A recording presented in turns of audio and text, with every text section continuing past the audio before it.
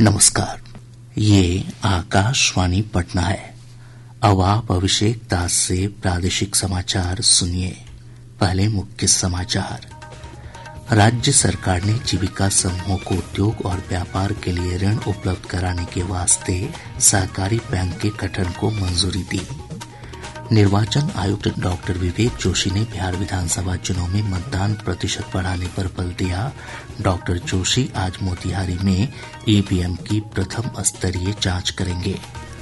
सर्वोच्च न्यायालय ने बिहार सरकार को डिप्लोमा इन एलिमेंट्री एजुकेशन उत्तीर्ण अभ्यर्थियों को शिक्षक भर्ती प्रक्रिया में उम्र सीमा में छूट देने का आदेश दिया। और प्रदेश के उत्तरी हिस्सों में देर रात बारिश होने से लोगों को उमस भरी गर्मी से राहत मिली। आज राज्य के उत्तर मध्य और दक्षिण मध्य हिस्सों में बारिश का पूर्वानुमान। अब समाचार विस्तार से। बिहार में जीविका समूहों का अब अपना सहकारी बैंक होगा। मुख्यमंत्री नीतीश कुमार की अध्यक्षता में राज्य मंत्रिमंडल की बैठक में इस आशय के प्रस्ताव को मंजूरी दी गई। बैठक के बाद कैबिनेट विभाग के अपर मुख्य सचिव डॉक्टर एस सिद्धार्थ ने बताया कि मंत्रिमंडल ने बिहार जीविका निधि साख सहकारी संघ लिमिटेड के गठन को मंजूरी दी है। बिहार सहकारिता सोसाइटी अधिनियम 1935 के अधीन बिहार राज्य जीविका निधि साख सहकारी संघ लिमिटेड का गठन एवं निबंधन किया जाएगा। ये एक बैंक होगा, ये जीविका का अलग से एक बैंक होगा, कोऑपरेटिव बैंक, और इसमें अब जीविका की जो दीदियां हैं वो अब इस बैंक से लोन ले सकेंगी। वहीं एक अन्य फैसले में मंत्रिमंडल ने ऑपरेशन सिंदूर में शहीद हुए जवान के निकटतम आश्रितों को 50 लाख रुपए अनुग्रह अनुदान देने का निर्णय लिया है। डॉक्टर सिद्धार्थ ने बताया कि मंत्रिमंडल ने राज्य कर्मियों के महंगाई भत्ते में 2% की बढ़ोतरी की है। इस फैसले के बाद अब राज्य कर्मियों को 55% की दर से टीए मिलेगा। नई व्यवस्था जनवरी 2025 के प्रभाव से लागू होगी।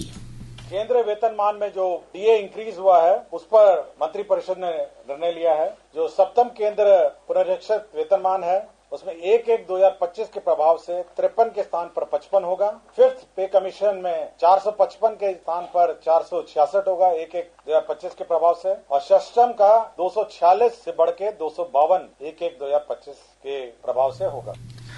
डॉक्टर सिद्धार्थ ने बताया कि गया शहर को अब गया जी के नाम से जाना जाएगा। मंत्रिमंडल ने इस आशय के प्रस्ताव को मंजूरी दी। इसके अलावा मंत्रिमंडल ने जल जीवन हरियाली अभियान को वित्तीय वर्ष 2029-30 तक विस्तारित करने के प्रस्ताव को भी स्वीकृति दी है। निर्वाचन आयुक्त डॉक्टर विवेक जोशी ने बिहार विधानसभा चुनाव में मतदान प्रतिशत बढ़ाने पर बल दिया है। साथ ही उन्होंने मतदान प्रक्रिया में दिव्यांग और बुजुर्गों की अधिकतम सहभागिता बढ़ाने के निर्देश दिए। डॉक्टर जोशी ने कल पटना में विधानसभा चुनाव की तैयारियों को लेकर उच्च स्तरीय बैठक की। उन्होंने चुनाव प्रक्रिया को पारदर्शी, शांतिपूर्ण और सहभागी बनाने के लिए प्रशासन को रचनात्मक पहल करने का निर्देश दिया। निर्वाचन आयुक्त आज मोतिहारी में ईवीएम की प्रथम स्तरीय जांच करेंगे। साथ ही वे बेतिया में जिलाधिकारी, पुलिस अधीक्षक, निर्वाचन निबंधन पदाधिकारी और बीएलओ के साथ समीक्षा बैठक करेंगे और क्षेत्र भ्रमण करेंगे। डॉक्टर जोशी कल वाल्मीकिनगर और सोमवार को वैशाली का दौरा करेंगे। सर्वोच्च न्यायालय ने diploma in elementary education D El Ed उत्तीर्ण अभ्यर्थियों को शिक्षक भर्ती प्रक्रिया में उम्र सीमा में छूट देने का आदेश दिया है। न्यायालय ने बिहार सरकार को निर्देश देते हुए कहा कि 18 महीने का डीएलएड कर चुके उम्मीदवारों के दावे अगले शिक्षक भर्ती प्रक्रिया में स्वीकार किए जाएंगे, भले वे उम्र सीमा से बाहर ही क्यों न हो गए हों।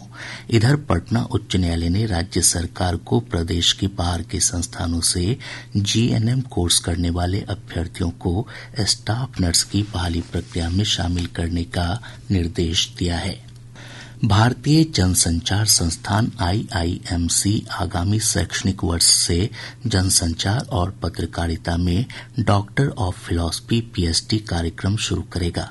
संस्थान ने कार्यक्रम के लिए नियम अधिसूचित कर दिए हैं। IIMC की कुलपति अनुपमा भटनागर ने बताया कि प्रवेश का विवरण बाद में घोषित किया जाएगा। मुख्यमंत्री Nitish Kumar Patna smart city mission परियोजना के अंतर्गत आज पटना GPO गोलंबर के पास बकरी बाजार में मल्टी मॉडल हब और नवनिर्मित सबवे का उद्घाटन करेंगे। इस अवसर पर उप मुख्यमंत्री सम्राट चौधरी और विजय कुमार सिन्हा तथा नगर विकास और आवास विभाग के मंत्री जीवेश कुमार मौजूद रहेंगे।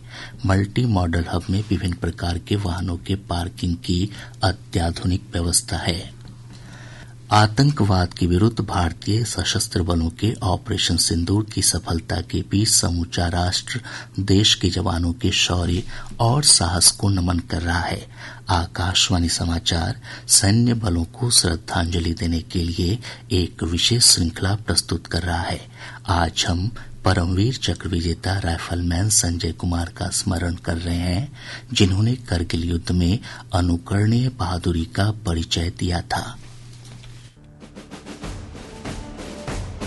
हिमाचल प्रदेश के बिलासपुर जिले के निवासी राइफलमैन संजय कुमार 1996 में जम्मू और कश्मीर राइफल्स की 13वीं बटालियन में शामिल हुए। 4 जुलाई 1999 कारगिल युद्ध के दौरान राइफलमैन संजय कुमार मुश्को घाटी में .4875 के एरिया फ्लैट टॉप पर कब्जा करने वाले टीम के प्रमुख स्काउट थे। जब हमले के लिए टीम आगे बढ़ रही थी तो एक जगह से दुश्मन ने ऑटोमेटिक गन से जबरदस्त गोलीबारी शुरू कर दी और टुकड़ी का आगे बढ़ना कठिन हो गया। ऐसी स्थिति में गंभीरता को देखते हुए राइफलमैन संजय कुमार ने तय किया कि उस ठिकाने को अचानक हमला किया जाए। उन्होंने आमने सामने की मुठभेड़ में 3 पाकिस्तानियों को मार गिराया और दूसरे ठिकाने की ओर बढ़े। अचानक हुए हमले से दुश्मन बौखलाकर भाग खड़ा हुआ और इसी भगदड़ में दुश्मन अपनी यूनिवर्सल मशीन गन भी छोड़ गए। संजय कुमार उसी यूनिवर्सल मशीन गन से दुश्मन का ही सफाया शुरू कर दिया और फ्लैट टॉप क्षेत्र को दुश्मन के हाथों से छीन लिया। जख्मी होने के बावजूद राइफलमैन संजय कुमार दुश्मन से जूझते रहे और वीरता, साहस और असाधारण उच्च कोटि की कर्तव्य निष्ठा का परिचय दिया, जिसके लिए उन्हें परमवीर चक्र से सम्मानित किया गया। राष्ट्र उन्हें सलाम करता है।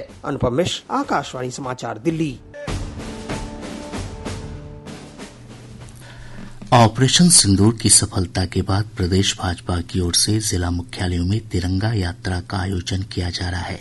कल आरा, भागलपुर, सीतामढ़ी और कटिहार में तिरंगा यात्रा आयोजित की गई, जिसमें बड़ी संख्या में लोग शामिल हुए। प्रादेशिक समाचार आप आकाशवाणी पटना से सुन रहे हैं। ताज़ा समाचारों के लिए आप हमारे एक्स हैंडल AIR News_पटना पर जा सकते हैं। प्रदेश के उत्तरी हिस्सों में देर रात बारिश होने से लोगों को उमस भरी गर्मी से राहत मिली है। हमारे संवाददाता ने बताया कि सुपौल, अररिया, पूर्वी चंपारण, पश्चिमी चंपारण, कटिहार और मधुबनी समेत कई जिलों में तेज हवा के साथ बारिश हुई है।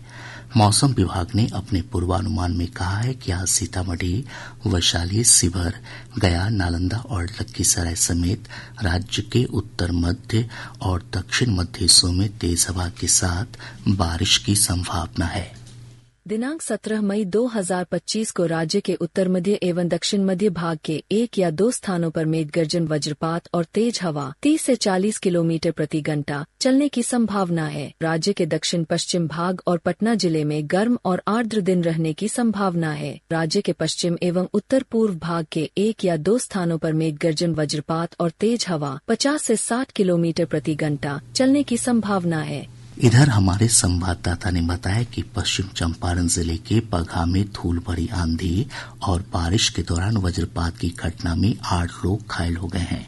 इनमें से 2 की हालत गंभीर है। वहीं मधुबनी समेत अन्य स्थानों पर तेज बारिश होने से जलजमाव की स्थिति उत्पन्न हो गई है। पटना हाईकोर्ट में 19 मई से 15 जून तक ग्रीष्मकालीन अवकाश रहेगा। अवकाश के दौरान आवश्यक मामलों की सुनवाई के लिए अवकाशकालीन पीठ गठित की गई है। हाईकोर्ट प्रशासन द्वारा जारी अधिसूचना के अनुसार अवकाश अवधि में न्यायालय का कार्यकाल सुबह 8:30 से दोपहर 1 बजे तक होगा।